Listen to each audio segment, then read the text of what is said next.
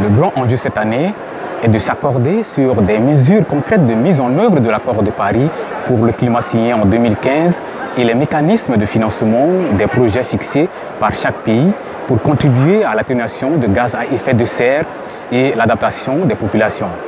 Les pays signataires s'étaient quittés l'année dernière à Marrakech en affichant une réelle volonté de tenir les engagements pris malgré l'incertitude qui s'était planée après l'élection du climato-sceptique Donald Trump à la tête des États-Unis.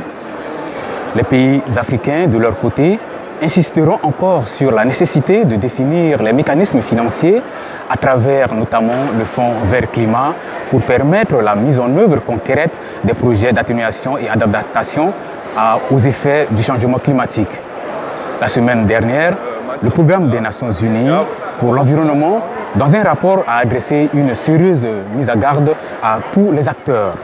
Il existe selon eux un écart catastrophique entre les engagements pris par les États pour réduire les émissions à gaz à effet de serre et les efforts nécessaires pour respecter l'accord de Paris, à savoir contenir la hausse de la température planétaire nettement en-dessus de 2 degrés Celsius par rapport au niveau pré-industriel.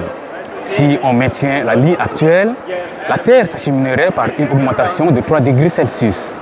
L'accord de Paris est aujourd'hui ratifié par 169 pays. La délégation centrafricaine est représentée par une dizaine de personnes. Bonne, Gildas Nabiza, Radio Ndekeluka.